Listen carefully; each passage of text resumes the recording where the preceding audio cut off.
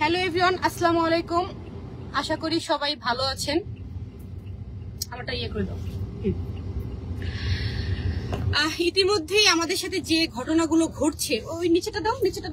হ্যাঁ, ইতিমধ্যেই আপনারা দেখেছেন আমাদের সাথে যে ঘটনাগুলো ঘটছে, অনাকাঙ্ক্ষিত, দুঃখজনক, ন্যাক্কারজনক ঘটনা। আপনারা দেখেছেন শুরুতেই হিরো আলম সংবাদ সম্মেলন করে সাংবাদিক ডেকে আমাকে তালাকের ঘোষণা দেয়। সেটাও আমার সাথে অন্যায় হয়েছে। সে পরকীয়া করেছে, পরকীয়া ধরাতে সে আমার উপরে রেগে আমাকে তালাক দিয়েছে। মৌখিকভাবে হোক সে কাগজে সে দিয়ে কাগজ লুকিয়ে রাখে নাই। এমন হলে আমি কি করব বলেন? এমনও তো হতে পারে যে সে আমাকে তালাক দিয়ে কাগজ লুকিয়ে রাখছে, আমাকে দেয় নাই এখনো কাগজ। সে যে বউ দাবি করে, আপনারাই তো দেখেছেন, সাংবাদিক ডেকে এনে সে আমাকে তালাক দিয়েছিল, বলেছে আমি এই বউ রাখবো না, আমি তালাক দিয়েছি। আচ্ছা গেল, সে বিগত দিনে সে আমার সাথে সবকিছু মিউচুয়াল করতে চায়। আমি তখন বলি যে কিভাবে মিউচুয়াল হবে আমাদের? আপনি তো মিউচুয়াল করার কোনো অপশন রাখেন নাই। আমার তো ফ্যামিলি আছে, আমার তো বাবা মা আছে, আমার তো গ্রামে একটা নামগন্ধ আছে, তাই না? নামগন্ধ তো আপনি মুছে দিয়েছেন, সবাই জানে আপনি আমাকে তালাক দিয়েছেন। এখন আমরা কিভাবে মিউচুয়ালে আসবো? সে বলে আমি যেমন মিডিয়া ডেকে তোমার সম্মানহানি করেছি, তোমার সম্মান আমি ফিরিয়ে দিব। আমি বললাম এটা খুবই খারাপ একটা বিষয়, যেহেতু আপনি মিডিয়া ডেকে আমাকে তালাক দিচ্ছেন, আবার মিডিয়া ডেকে মানুষ বলবে আমরা নাটক করছি, মানুষ বলবে আমরা ভাইরাল হতে চাচ্ছি। আমি এরকম চাচ্ছি না। আপনার নামে মিথিলা ধর্ষণ মামলা দিয়েছে, আপনি মিথিলাকে বিয়ে করেন। আমি তাকে কন্ডিশন দিয়েছি আপনি মিথিলাকে বিয়ে করেন।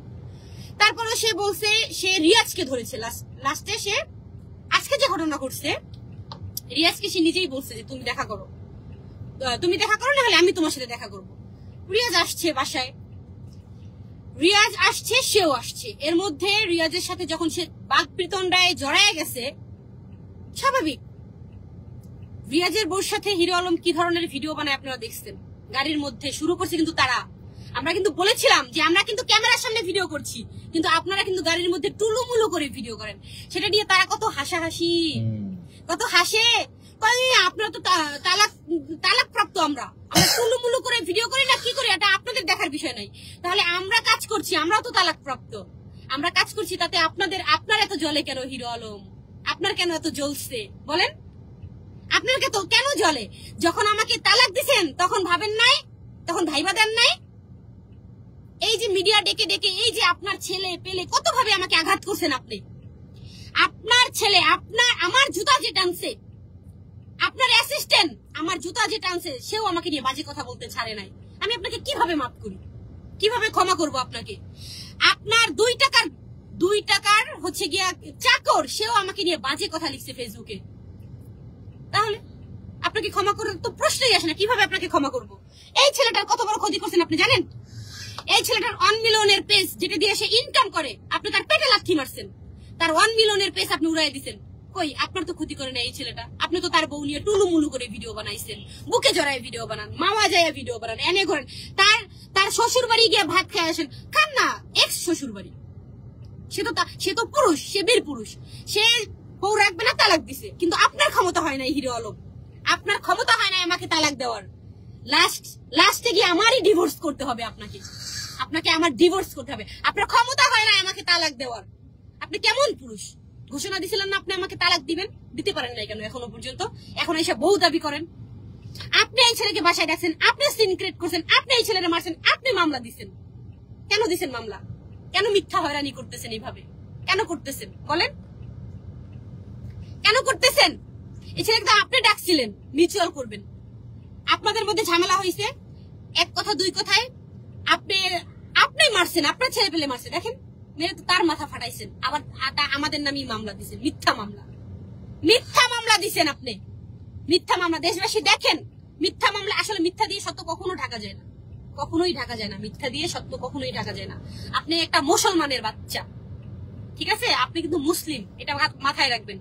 আপনি এই যে আমার বাসার নিচে চিল্লায় বলছেন, এই যে বলছেন যে আপনার বউ নাকি দেহ ব্যবসা করে, সেই বউ কোনোদিন ফেরত পাইতে চান? আবার আপনার বউ তো এখনো তো রিয়ামণি আপনার বউ।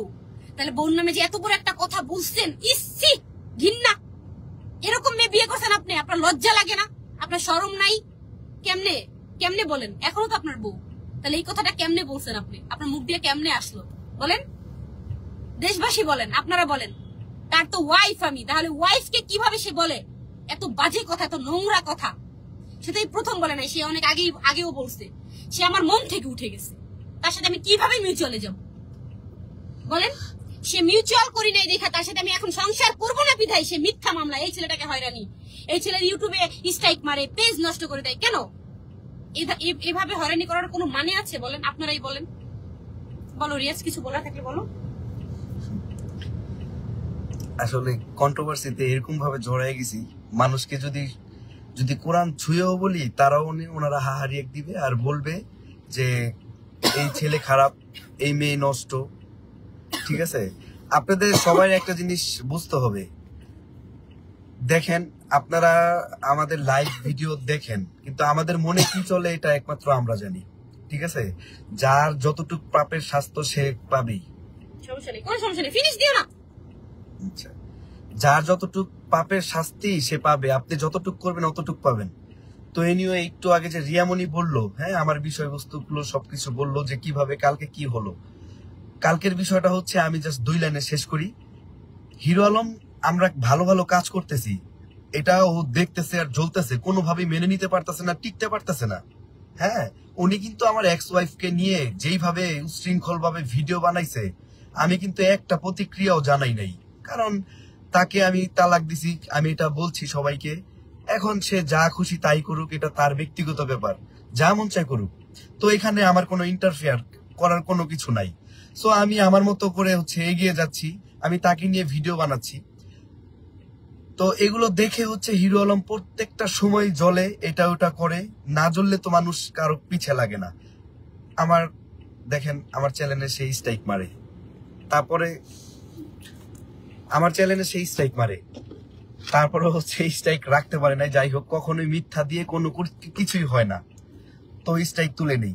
আমার ফেসবুক পেজে ফেক রিপোর্ট মারে কিভাবে, তার যে বাবা মারা গেছে আমাকে বিভিন্ন কমপ্লেন করছে যে ওর বাবা মারা সত্ত্বেও ও কেন ভিডিও বানাইছে আমার সাথে। আচ্ছা, তো যাই হোক, আমি কিন্তু জানতাম না, যেটাই হয়েছে না কেন, আমি কিন্তু পরে ওনার একটা ছবি নিয়ে, ওনার বাবার ছবি নিয়ে, ইন্না নিল্লাহি ওয়া ইন্না ইলাইহি রাজিউন, এটা আমি পোস্ট করছি। সেই ভিডিওতে, মানে সেই পিকচারে সে ফেক রিপোর্ট মারছে, আমার পেজটা সাসপেন্ড করে দিয়েছে। 1 মিলিয়ন একটা পেজ। এখন আমার একটা ইনকাম সোর্স উনি বন্ধ করে দিছে, অলরেডি ইনকাম সোর্স বন্ধ করে দিছে। তো আমি তো একটা ছেলে মানুষ, এখন আমি আমার একটা ফ্যামিলি আছে, আমার ফ্যামিলি চালাইতে হয়। তো এইখানে আমার ক্যামেরাম্যান আছে, সবাই আছে, সবাইকে আমার বেতন দিয়ে রাখতে হয়। ঠিক আছে, এখন আমার যদি ইনকাম সোর্স না হয়, তাহলে আমি তাদেরকে কিভাবে চালাবো, আমি কিভাবে নিজে চলবো? তো এইভাবে কন্টিনিউ আমি ভিডিও করে যাচ্ছি। তো এটা সে কোনোভাবে মেনে নিতে পারতেছে না, একটার পর একটা করে যাচ্ছে। আমি জাস্ট প্রোটেক্ট দিয়ে যাচ্ছি। আমি কিন্তু 2012 থেকে এখন 2025 সাল পর্যন্ত আমি ইউটিউবিং করি। তাহলে একটা মানুষ এত বছর ধরে ইউটিউবিং করে, পেজ চালায়, টিকটক চালায়, এটা চালায়, ওইটা চালায়, সে কি জানে না রাইট? আচ্ছা, হয়েছে। তাহলে সেই মানুষটা কি জানে না যে কিভাবে কি করতে হয়? কিন্তু দেখেন ভাই, আমি যদি কারো ক্ষতি করি, আমরা যদি কারো ক্ষতি করি, তাহলে আমাদের ক্ষতিও হবে। এই বিনিময়ে আমরা কিন্তু কারো ক্ষতি করি না। তো রিসেন্টলি যেই ঘটনা ঘটছে, কালকের ঘটনা, রিয়ামণি তো বললই,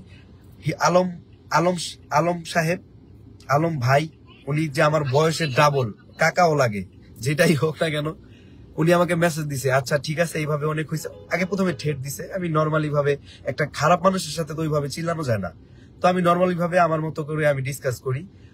তো উনি আমাকে ঠেট দেয়, একটা সময় যায়, উনি বলে, আচ্ছা ঠিক আছে রিয়াজ, একটা কাজ করো, চলো আমরা বসি। তো এই কথা বলছে, তো আমি ভাবনা চিন্তা করে রিয়ামণির সাথে কথা বললাম যে এরকম। রিয়ামণি বললো, আচ্ছা ঠিক আছে, ওকে। আমি বললাম, আপনি ওনার সাথে কথা বলেন। রিয়ামণি তো ওনারা দেখতেই পারে না, কোনো ইন্টেনশন কোনো কিছুই নাই। ঠিক আছে, রিয়ামণির, বাট আমি রিয়ামণির সবসময় পুশ করি যে আলম ভাই আপনাকে অনেক ভালোবাসে, অনেকটাই ক্রেজি আপনার জন্য, আপনি ওনার সাথে মিলে যান, এইভাবে ওনাকে সবসময় পুশ করি। তো যাই হোক, তো আমি ওনার কথায় আমি আসছি 4টা বাজে আসার পরে আলম ভাই আসছে, আমরা এখানে বসছি, 10-15 মিনিট কথা বললাম, হঠাৎ করে উনি সিনকেট শুরু করে, ঠিক আছে, শুধু। তো উনি বলতেছে যে আচ্ছা তোমাদের এখন ধরছি, এখন কিন্তু তোমাদের কর দিয়ে দিব, দেশবাসীকে জানিয়ে দিব, ঠিক আছে, তোমরা এখনো সবার সামনে আইসা ক্ষমা চাইবা যে আমরাই ঠিক আছি, তোমরাই ঠিক নাই। মানে এইভাবে কথা বলতেছে। এখন এইটা কি কোনো কথা বলেন?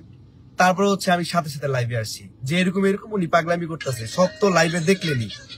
তারপরে হচ্ছে উনি নিচে গেছে, নিচে যাওয়ার পরে সাংবাদিক আনছে, এরে আনছে, তেরে আনছে, তার কিছু গুন্ডা বান্ডা আছে, লাডি লুডি নিয়ে মনে করেন আমাকে মারবো। তো রিয়ামণি পুলিশকে ফোন দিছে, পুলিশ আসছে, পুলিশ আইসা পুলিশ চলে গেছে, পুলিশ আমাকে আর কিছু করতে পারে নাই। তারপরে হচ্ছে রাত 12টা বাজে আবার পুলিশ আসছে, তারা আমাদের নামে অভিযোগ করছে। পুলিশ আসছে, পুলিশ আমাদেরকে সেফটি দিবে বলে আমাদেরকে নিয়ে গেছে। এখান থেকে নিচে নিয়ে যাওয়ার পরে কোন জায়গার কোন একটা মেয়ে, মানে মোটা করে বয়স্ক মহিলা, সে আমার একটা জুতা দিয়ে বাড়ি মারছে, ঠিক আছে, এটা আমার খুব খারাপ লাগছে। তারপরে হচ্ছে আমিও তাকে একটা থাপড় দিই। তারপরে পাশে আরেকজন টান দিয়ে আমাকে একটা আপনার ওই দিয়ে হচ্ছে এটা মারে। তারপর হচ্ছে আমরা থানায় যাই, থানার থেকে আমাদেরকে হচ্ছে নিয়ে যায়, সারা রাত বসায় রাখে। বসায় রাখার পরে ওরা আমাদেরকে 3টা মামলা দেয়।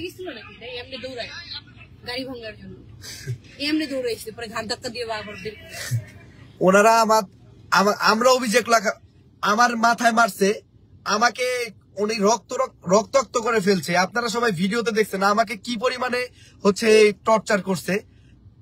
আমি থানায় গেছি রিপোর্ট লেখাইতে, সে থানায় আইসা বিভিন্ন সাংবাদিক দেখা এটা সেটা বইলা, সে মনে করেন আমার উপরে বিভিন্ন কথা এলিগেন্স দিয়ে হচ্ছে থানায় আমাকে আটকায় রাখছে। আমাকে রিয়ামণিকে 2জনকে আটকায় রাখছে। আটকায় রাখা সকালবেলা হচ্ছে আমাদেরকে কোর্টে চালান করে দিছে। 3টা মামলা দিছে 3 ধারায়। হ্যাঁ, 3টা মামলা দিছে 3 ধারায়। আমাকে মারছে, আমি ভিকটিম, আমাকে মারাইছে আসামি। আমি এইভাবে আজকে সারাদিন তো আপনারা দেখলেন যে আমরা ওইখানে আমাকে নিয়ে যাচ্ছে, উঠাইছে। তারপরে কি হলো, সত্যের জয় সবসময় হয়, হেডলাইনে যেটা লিখছি। আমরা তো বের হয়ে চলে আসছি। আদালত, সত্যের জয় সবসময় হয়। কিছু বলেন, আদালত আমাদের সাথে কি করছে? আসলে আদালত আমাদের সাথে ন্যায় বিচার করেছে, ইনশাআল্লাহ সবার সাথে ন্যায় বিচার হোক এই আশাই রাখি। সবাই আমাদের জন্য দোয়া রাখবেন, আমাদের সাথে খারাপ কিছু আর না হোক। আমরা সত্যের পথে আছি, সামনেও সত্যের পথে থাকবো। সবাই দোয়া রাখবেন। আল্লাহ হাফেজ। আল্লাহ হাফেজ। সবসময় আমরা সঠিক পথে থাকার চেষ্টা করি, ঠিক আছে, মাঝে মধ্যে হয়তো বা ভুল ত্রুটি হয়ে যায়, এটা আপনারা ক্ষমা দৃষ্টিতে দেখবেন। ভালো থাকবেন সবাই, আমাদের জন্য দোয়া করবেন।